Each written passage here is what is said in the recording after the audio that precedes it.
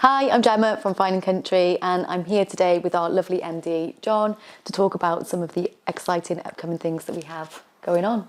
Correct, yes. We've recently been filming with a television show called Britain's Most Expensive Houses, which is due to be released on Channel 4 shortly.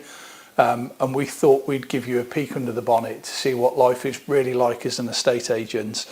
We could share some interesting anecdotes from life on the road and show you that actually it's not all champagne and supercars. There is quite a bit of work that happens behind the scenes, and we thought you might find it interesting to see what life is really like for us on the road. So Gemma, what do you think that people think that we do all day, every day? I think that people think that we just drive around all day, see lovely houses. Quite a lot of people have said to me, you know, when people say, what do you do for work? And I say, we work in like the luxury market. And they say, oh, like selling sunset. And I'm like, in Wales, it's like not quite the same when you're traipsing through fields in your wellies and dodging cowpats. So I think people have this perception that it's really glamorous and that's all we do. But yeah, I think we both know that's not quite the reality, sadly. It's funny, whenever I interview somebody who's interested in working as an estate agent, one of the questions that I always ask is, you know, why are you interested in being an estate agent? And a common response is, oh, I just love property. And I always chuckle and say, look, we'll become a builder, because life as an estate agent is very little to do with the actual property. It's more about relationships and talking to and working with people and counselling them. Definitely a counsellor. Yeah, 100%. I think people don't realise that that is a significant portion of what we do on a day-to-day basis. Although we do get to look at some beautiful homes, and we do get to see some incredible properties, actually that's only a small proportion of the overall responsibilities of as life as an estate agent. So it's an interesting misconception. What are some of the other misconceptions that people have? I think people think that, you know, we're all, and again, we work very differently to kind of your high street, you know, normal agency in what we do, and most of us are self-employed, so we know it can be a lot different. But I think people think, oh, they're all just salespeople. We're up there with, you know, some of the most hated people in the UK, which is always great to know. But yeah, I think people think that, you know, that we are just sly, we're out for ourselves, that we just lie, that, you know, we just tell people what they want to hear. And actually that's so far from, I think, what we do. And I think definitely as what we as a brand do, definitely. So it's always nice actually when we do build those relationships, and especially for us, you know, we work very closely with our clients that we look after. And I think as you take them through that process and they start to realise that actually you are a human, you know, you are a nice person, that we're just out there, you know, working, trying to make a living, and, you know, actually genuinely want the best for them, and, you know, are kind of in it as much as they are. And I think when you get through that process and then you build these great relationships with people and they become your friends, a lot of them. And, you know, I think it's always nice to see that misconception change, and you kind of notice that from maybe when you first have sat in the living room with them and they've seen 3 or 4 other agents. And then, as you said earlier, you become that agent of choice for them. So I think that's always nice. But definitely, I think on the offset, people, just think that we're public enemy number one. So there's a survey conducted with the general public, something called the Veracity Index. And it's a cross-section of the public, and then they'll give people a profession and they'll say whether they trust them or not. And at the top of this list are doctors, nurses, architects, engineers, and at the bottom of this list are bankers, marketing executives, parking wardens, estate agents as well. So there is this public belief that estate agents are untrustworthy. I mean, I've got my opinions as to why I think that is, and quite often I think we're at the mercy of some of the decisions by the people that we're either representing, be it buyers or sellers, but because we're the messengers, we're held accountable for other people's actions. But why else do you think there's that misconception that estate agents can be untrustworthy?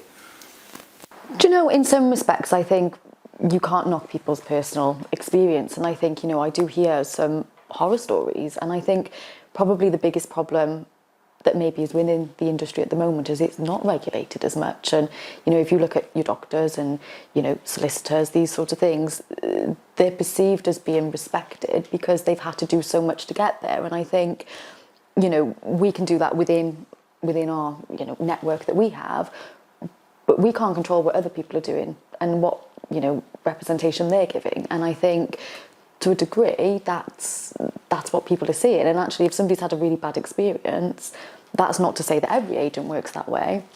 But I definitely think, and it'll be interesting to see over the next few years, I think, obviously, as we're aware, there are changes going to come in. So I think that's actually going to be a great thing for the industry, and I think it will weed out people who are not serious or come in and think it's just easy and they're just going to make loads of money. That's not the reality. So yeah, I think that's probably why, and I think it's probably justified in lots of cases as well. What about you? Yeah, I agree. I think you're right where you say that, you know, people make their judgments based upon their experience, and there are lots of people out there that have had a bad experience with an estate agent. Either they've, you know, from basic stuff to they've not turned up to viewings, to they've been misrepresented in negotiations when trying to buy a property, or they've been gazumped, or they've been gazundered, where they've missed out on a home, or they've had one fall through at the final hurdle, and as a result, you know, that's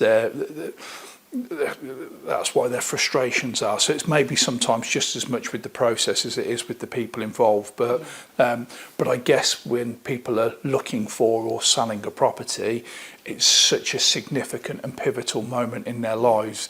You know, it's a significant milestone. It's always memorable. It's very stressful. People are dealing with death, divorce, debt, you know, sometimes 2 or 3 at once. And you've got that not knowing as to when you're going to have a significant conclusion. So there's always a cloud hanging over you. Is it going to happen? Isn't it going to happen?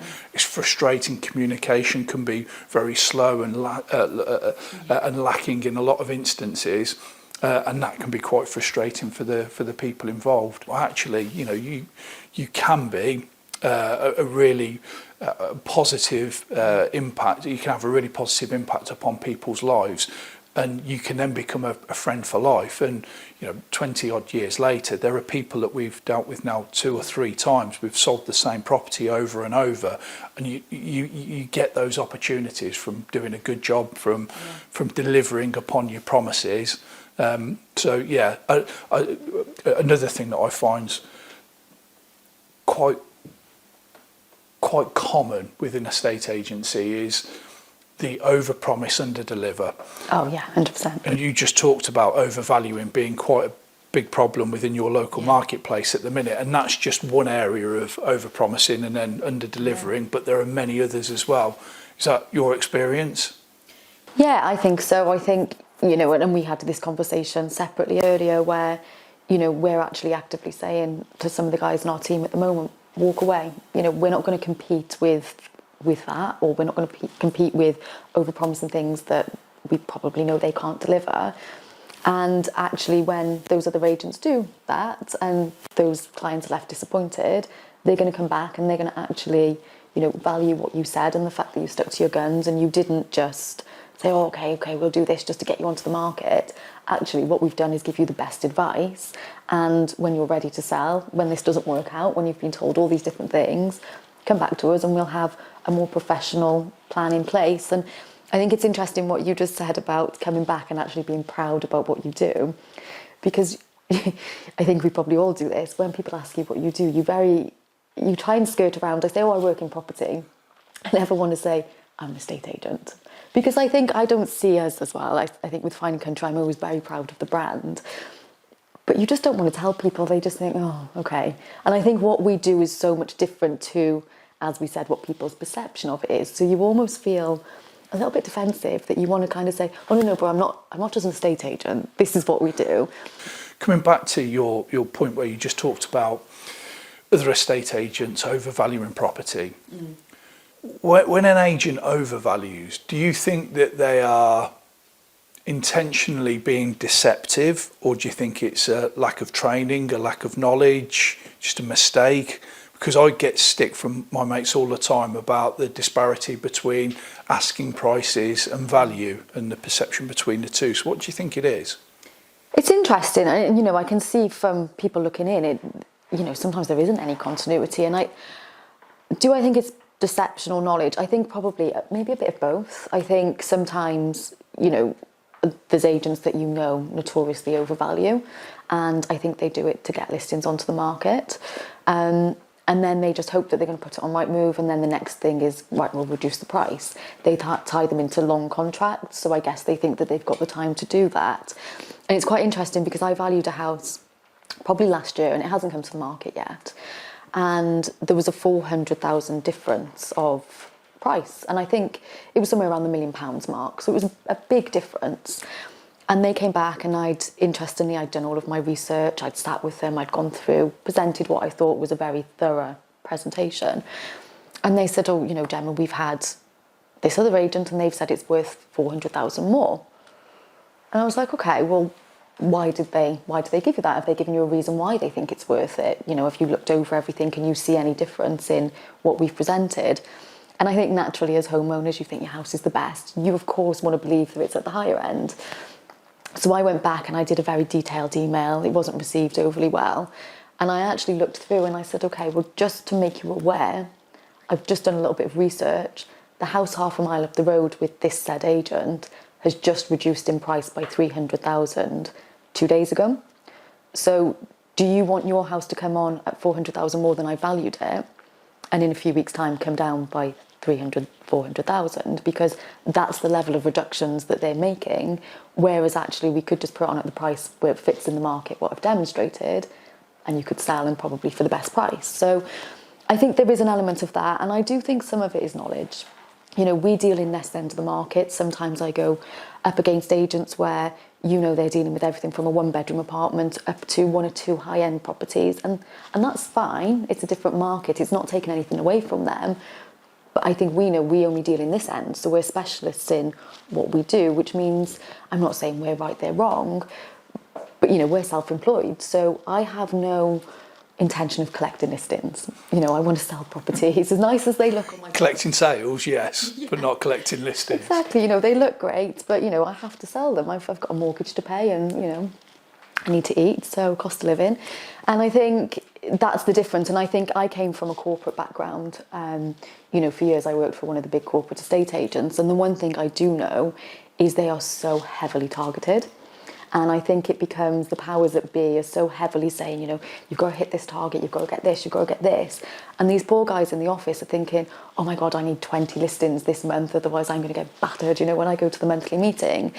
And I do wonder sometimes, and I have this very honest conversation with clients, you know, are they overvaluing because they need to hit their targets and they just need to get you onto the market? They'll deal with whether you sell or not afterwards. You're tied into a contract. For us, we don't work that way. You know, we deal with a limited amount of clients. It's very bespoke. We want to get them sold, and ultimately we don't want them to go elsewhere. So, you know, retaining those clients that we have is really important to us. So I do think there's a difference, and I think it's a bit of both.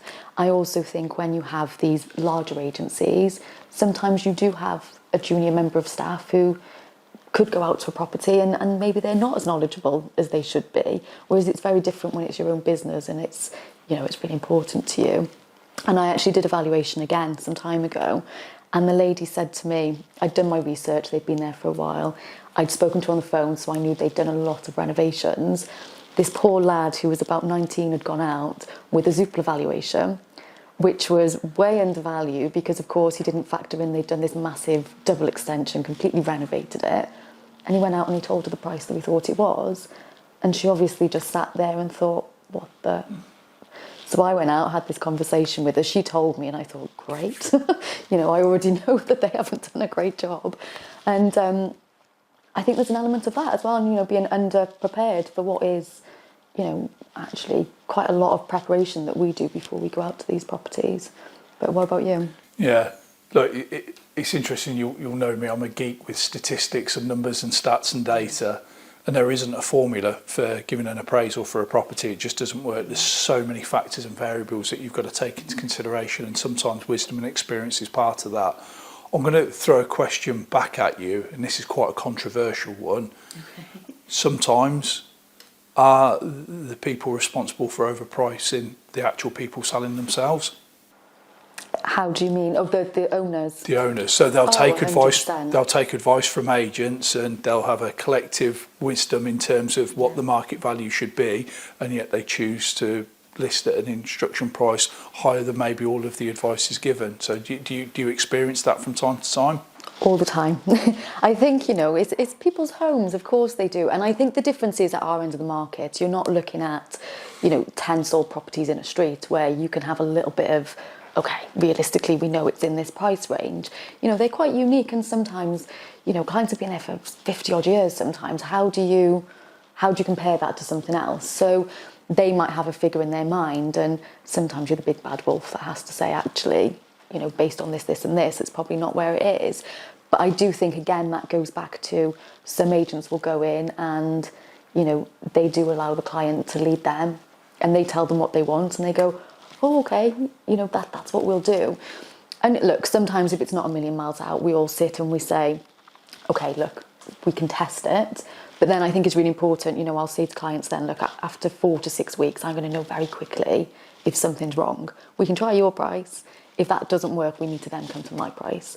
And I think it's just about how you set that up. And actually, I really like the difficult clients, because I think they're the ones that actually, when you do give a little bit back, you can really demonstrate that, no, I know what I'm talking about. And I think they respect you for that, rather than being the yes man that goes along, and when it doesn't work out, guess who they're going to point the finger at? It's going to be you. So I think, yeah, definitely. And I think agents probably do, get swept away by what the client wants. I think that yes mentality can be a really dangerous one, because as you've quite rightly highlighted, you want sales, not listings. Listings are liabilities. Up until the point that it's a sale agreed, it's a lot of work effort. Sellers can become disgruntled, and I think pushing back is a skill set.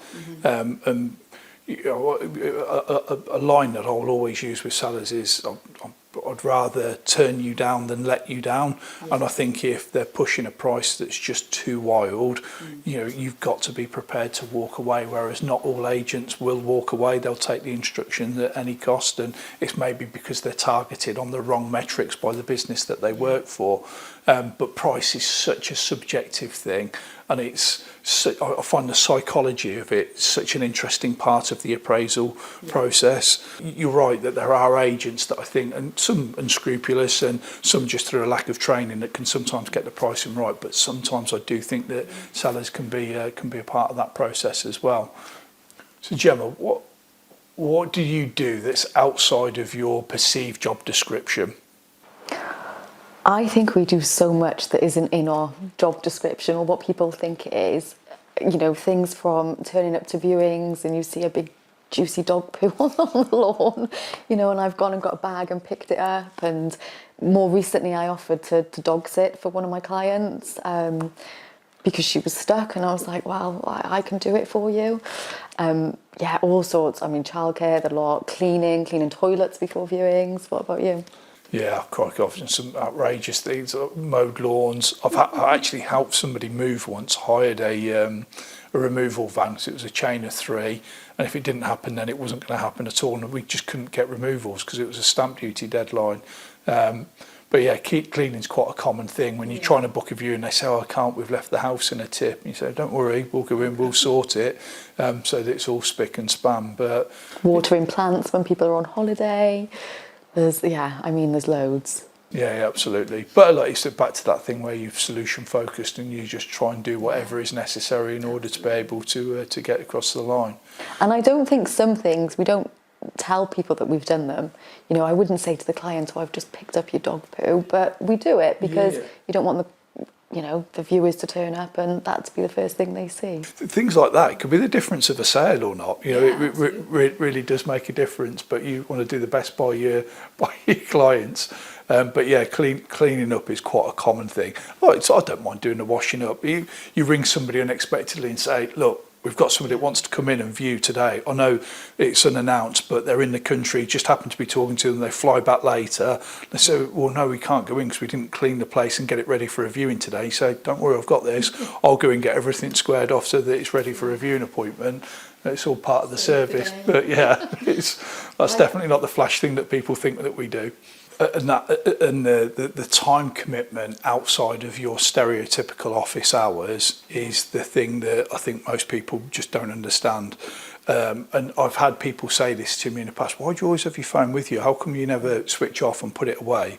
Because anything can happen at any time, so you're constantly on call, permanently.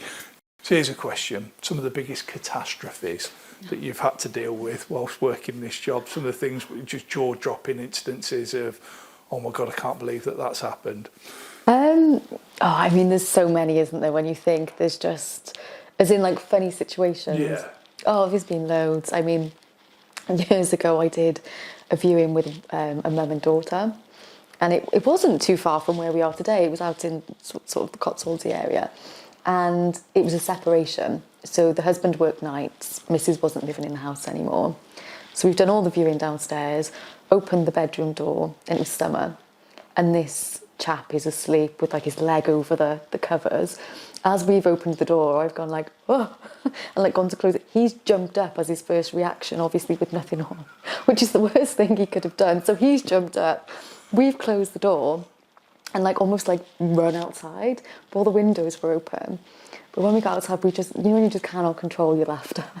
So I'm like hysterical laughing, trying to be the professional, trying really hard to like keep it together. The more that the mum and the daughter were laughing, it was just setting me off. So we're just constantly thinking this poor guy has jumped up full frontal and all he can hear is these three women outside. Laughing. Poor bloke's probably got therapy for the rest of his life. Yeah. So whether his wife did it on purpose, I don't know, but that was a great one. What about you? Loads. We had a great instance in Leamington once, a house that we sold. There were two things that happened here. One, on the day of completion, the garden flooded because the River Lem was overflowing, which was a nightmare doing the handover for the keys. But then the poor family, lovely family that then bought the property, a few weeks later, in the middle of the night, they had a pounding at the door and somebody broke a window to get in. It transpires the previous owner's son was drunk on a night out, went back to their old house thinking he still lived there, couldn't get in because they'd changed the locks, and then proceeded to break into the house. That happens often, doesn't it? I've heard quite a lot of stories like that. We've had a few. There was another one in Bridgend in Warwick. Day of completion, agents turned up to do the handover for the keys. The boiler in the loft has exploded, flooded the whole house. So that was on the completion day. We had another one not far from here. One of my colleagues turned up to do a viewing, and a crow had come down the chimney covered in soot and had got trapped in the house and had obviously flapped its wings trying to find a way out, and it had covered the whole house in soot. And my colleague turned up, opened the door to walk in for a viewing appointment, and the place just looked like it had been ransacked. Do you know, there's another saying that, and I guess like these things that you can't control, like animals. So we had a really big listing. It wasn't one of mine, it was just over from us, and basically it was being sold. The house had been repossessed and what have you. So they had these big peacocks all over the estate, and I'd basically been sent there just to sit for the day for different access. And I'd been filming these peacocks going past, and then I must have been on my laptop, didn't realise that somebody had left the front door open, so these peacocks had gone into the house. By the time I've got in there, they were all in the living rooms. It wasn't my fault because I wasn't the one giving the access, it was the company, but I just hadn't seen them go in, and went in there, and where it had flapped around, it had pooed everywhere. So it was up the walls, and there was a photograph, and I sent it to the guys, and I was like, it's awful. But it was like a beam, and it was almost like an ice cream on the top. And I was like, how did it even get up there? I mean, it was scientifically impossible. There was windows smashed, and I was like, oh, but it probably seemed like the owner had done it on purpose. So we had to write like a whole thing saying, you know, they weren't here, blah, blah, blah. But yeah, I mean, that was terrible. I walked in and was like, oh. And then saying again about going actually the extra mile.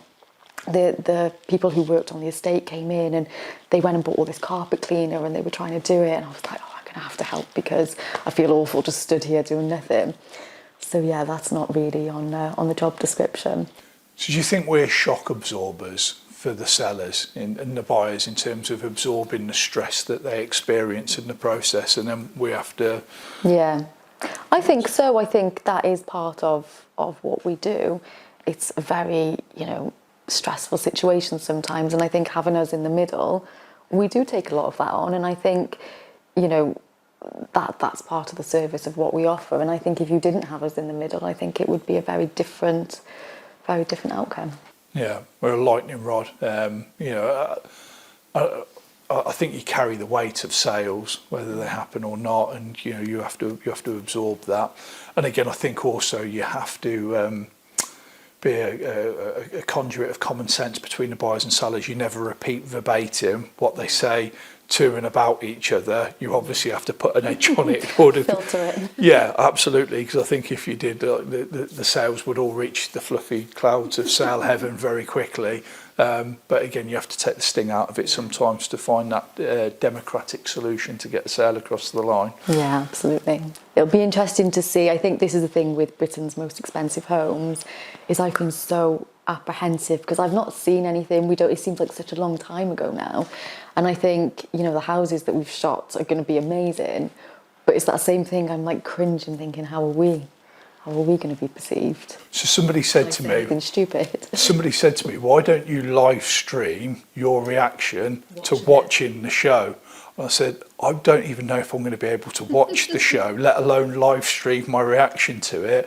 I'll be cringing, looking through my fingers. I don't know if I feel comfortable enough to be able to watch it. Tell everyone that we're doing it, put it out there, get it out on social media, because again, I want to get the profile raised for some of the properties that we've been working on. I really want to promote it, but in a way I'm like, I don't, because I don't want everybody to watch it, because I don't want people to see it, and I'm like, what if I was terrible?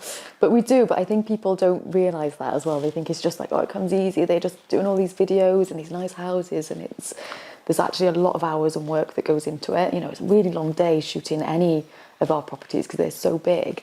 You know, like we were joking earlier, like we don't eat, like it's such a long day. And then, you know, all the editing and the hours that goes into that on the other side. So, yeah, it'll be interesting to see. Yeah, like the prospect of watching it live and filming people's reactions, yeah, I don't think that's going to happen, but we'll wait and see. Like a goggle box. Yeah, well, somebody said that there is a possibility that if it's obviously picked up, then Gogglebox. So we might have 2 rounds of it. There might be people sat in a room watching people in a room commenting on our videos. And again, I think they'd rinse us because it's estate agents. And again, the general perception is that they're not liked. But yeah, I hope the properties come across well because there's some beautiful homes that were featured. And I think our marketing is, you know I'm very biased, but I do think Finding Country, like the level of marketing that we do is like, I'm always really, really proud of it. I think we do a great job. I think we all put in so much effort into it. And I think it should come across well. You know, it should be great exposure for our clients. I know there's lots of good case studies of, you know, good success stories that have come off the back of previous things. So I am excited on that side of it, but we'll see. Yeah, it should be good. We, one of the days when we were filming, our production crew were there for capturing a property. So we had a production crew filming a production crew. So we had a drone in the sky at one point, filming a drone in the sky. Brilliant. Well, look, Jemma, it's been an absolute pleasure talking to you. Yeah, you too. Thank you. Good fun. We'll have to do this again sometime at some point. Over drinks next time. Sold.